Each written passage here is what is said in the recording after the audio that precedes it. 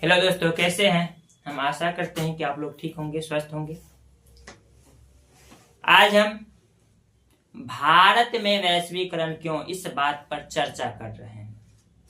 भारत में वैश्वीकरण क्यों, तो सबसे पहले वैश्वीकरण के बारे में इससे पहले के क्लास में बताए थे। वैश्वीकरण के बारे में बताते समय हम ये बताए थे कि एक अर्थव्यवस्था को पूरी दुनिया की अर्थव्यवस्था के साथ जोड़ना, एकीकरण करना। पूरी दुनिया का जो अर्थव्यवस्था है यानी कि बाजार है, सबको एक बाजार की तरह ट्रीट करना। यानी कि जो सामान यहाँ मिलता है वो सामान यूरोप के मार्केट में भी मिले, जो सामान चाइना के मार्केट में मिलता है वो यहाँ पर भी मिले। इस प्रकार की व्यवस्था को अपनाना वैश्वीकरण कहलाता है ना। तो फिर पूछे भारत में वैश्वीकरण क्यों, तो आपको कल बताए थे भारत में 1991 से पहले वैश्वीकरण नहीं था। भारत में 1991 के बाद वैश्वीकरण आया। और क्यों लाना पड़ा, क्योंकि हम लोग एक जगह रह करके इतना बड़ा मार्केट लेकर के इतनी बड़ी जनसंख्या को प्रत्येक सामान की पूर्ति करने में कहीं ना कहीं दिक्कत हो रहा था। तो उस दिक्कत को दूर करने के लिए दुनिया की अर्थव्यवस्था के साथ हम लोग 1991 में जाकर के जुड़े। और क्यों, तो क्योंकि भारत में वैश्वीकरण क्यों में पहला पॉइंट है कि प्रत्यक्ष विदेशी निवेश का प्रोत्साहन। प्रत्यक्ष विदेशी निवेश का प्रोत्साहन करने का मतलब है कि मान के चलो कोई कंपनी यहां से आया, कोई कंपनी यहां से आया, मान कर चलो कि अमेरिका से आया। अमेरिका से भारत में कोई कंपनी आया, अमेरिका का कोई कंपनी कोई भारत में क्या करेगा, निवेश करेगा। क्या करेगा, निवेश करेगा। निवेश कैसे करेगा, तो ये भारत है और भारत के किसी न्यूट्रल जगह पर जो है वो अपना कारखाना लगाएगा। भारत की किसी न्यूट्रल जगह पर क्या करेगा, अपना कारखाना लगाएगा। कारखाना लगाएगा। जब कारखाना लगाएगा किसी जगह पर, इस कारखाना में काम कहाँ के लोग करेंगे, कारखाना में काम कहाँ के लोग करेंगे। भारत में कारखाना लगेगा, कहाँ लगेगा कारखाना, भारत में। जब कारखाना लगा, भारत में जब ये निवेश किया, कहाँ कारखाना लगाया, तो भारत में कारखाना लगेगा, सामान यहाँ बनेगा, तो यहाँ पर काम करने वाले मजदूर यहाँ के होंगे। इस कारखाना में जो काम करेंगे कौन, मजदूर। मजदूर, इसको क्या मिल गया, रोजगार मिल गया। क्या मिल गया, रोजगार मिल गया। साथ में इसमें काम करेंगे इंजीनियर। भारत में काम करेंगे तो स्वाभाविक है भारत के लोग उसमें काम करेंगे। तो यहाँ के लोगों की, मजदूरों की रोजगार मुहैया कराने के लिए यहाँ कारखाना जरूरी है। और भारत की कंपनी अभी उतना सक्षम नहीं हो पाया या सभी सेक्टर में आगे नहीं है। तो विदेशी व्यक्ति आकर के यहाँ पर निवेश किया, मतलब कारखाना लगाया और यहाँ के मजदूरों को रोजगार देने का काम किया। यानी कम से कम हम लोग बेरोजगार तो नहीं रहेंगे। तो भारतीय कंपनी को निवेश के लिए प्रोत्साहन देता है। भारत सरकार क्या करेगा, इसको प्रोत्साहन देगा। आप यहाँ आइए, लगाइए, आपको कोई टैक्स नहीं लेंगे, 0% टैक्स। आप यहाँ पर कारखाना लगाइए, आपको बहुत कम टैक्स, मिनिमम टैक्स लिया जाएगा। क्योंकि यहाँ पर जो कारखाना में काम करने वाले जो लोग हैं, यहाँ पर जो इन्वेस्टमेंट करेंगे, यहाँ पर लोग रहेंगे।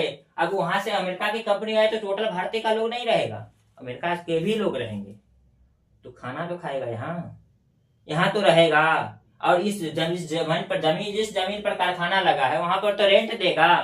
यानी सारी तरह के वस्तु के उत्पादन में जितने भी खर्च आएंगे, 60, 70, 80% जो खर्च है भारत के मार्केट से उसको पूर्ति होगा। तो भारत का मार्केट क्या करेगा, डेवलप करेगा।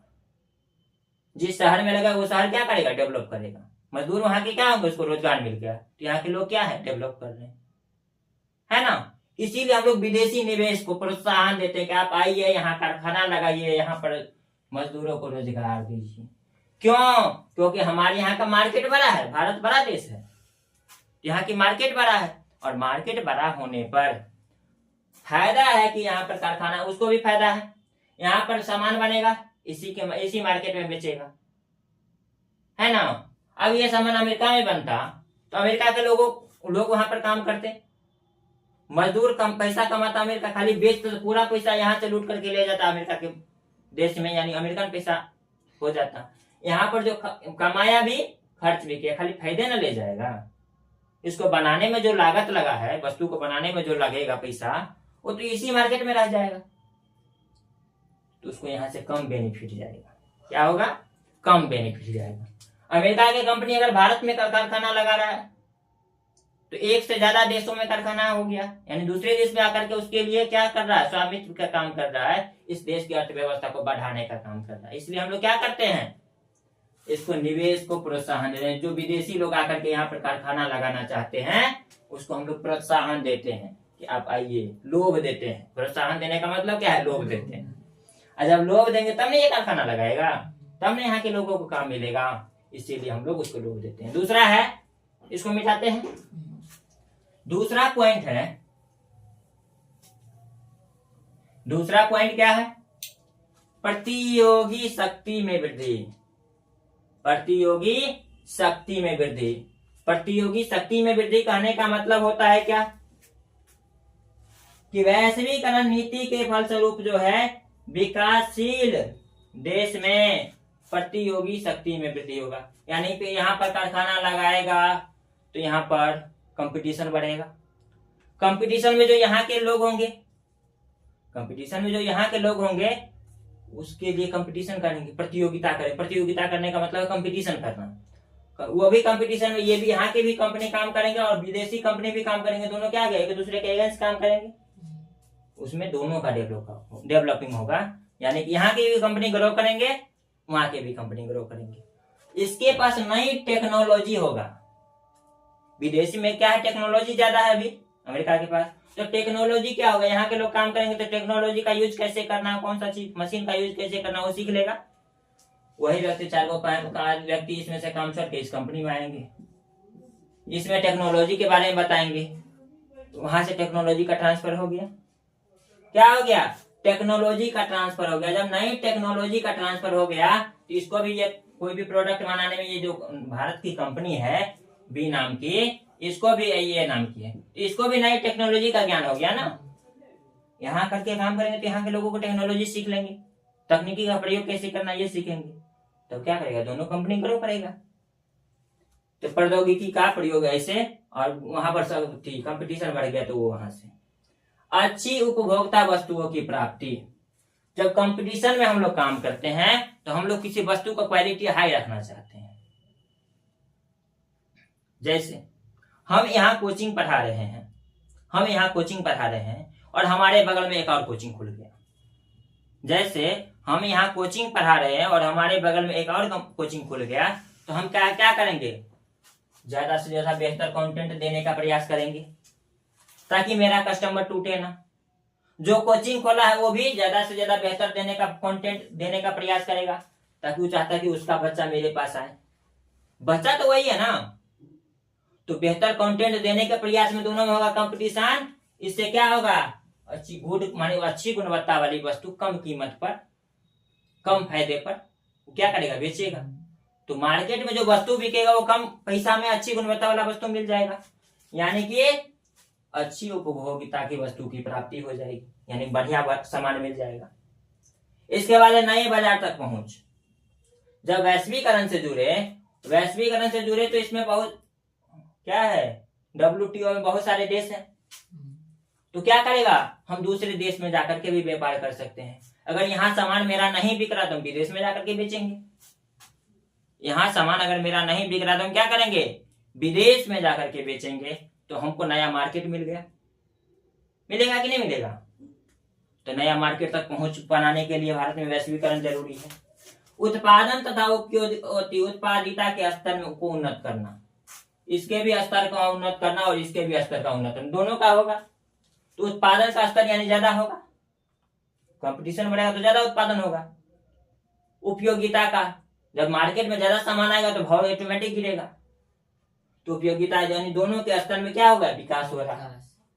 इसके बाद इसको जहां जहां पर जरूरत हो, बैंकिंग और विद्युत में क्या है, बैंकिंग और वित्तीय, जहां जहां जरूरत हो इसको क्या करेंगे, दोनों को सहायता देंगे, सुविधा देंगे, ताकि आपको पैसा का ट्रांजैक्शन में दिक्कत नहीं होगा, आपको अन्य कारण में किसी भी प्रकार की दिक्कत नहीं होगा, सरकार की जो जिम्मेदारी सरकार लेती है।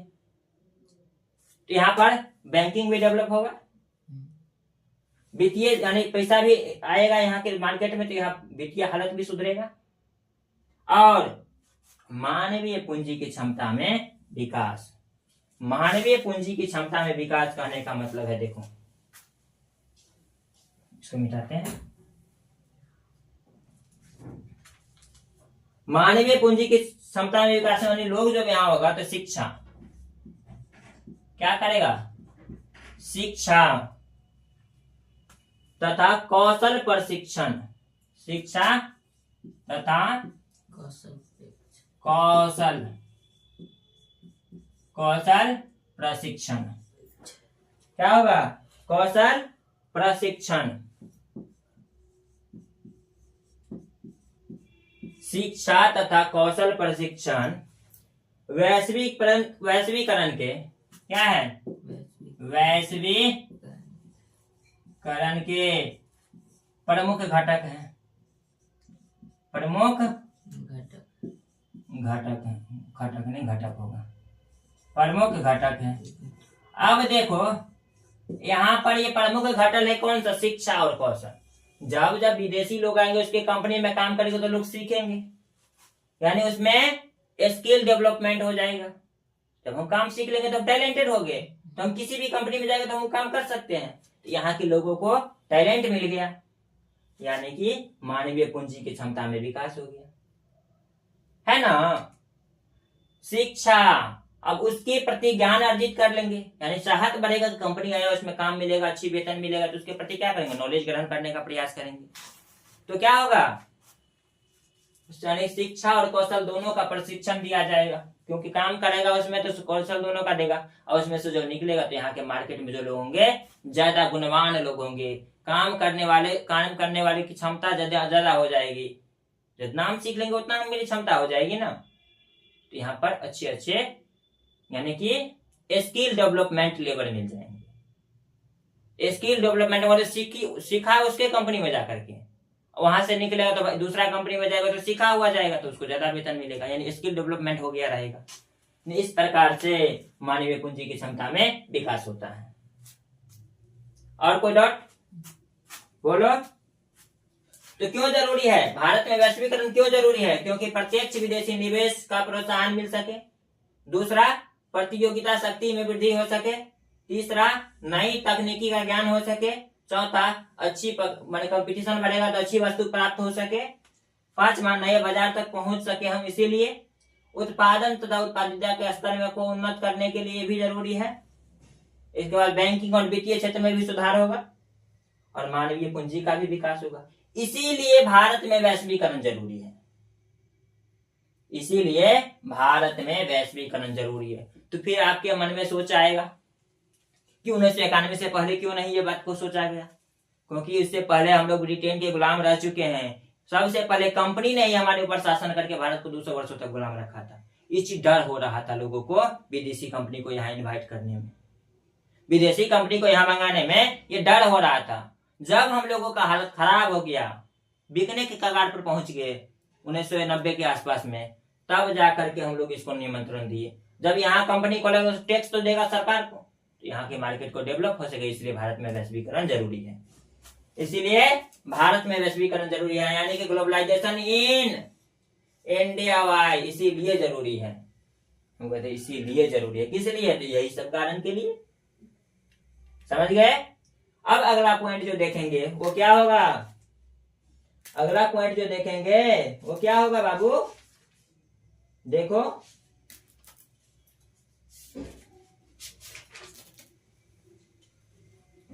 अब बिहार में वैश्वीकरण का प्रभाव।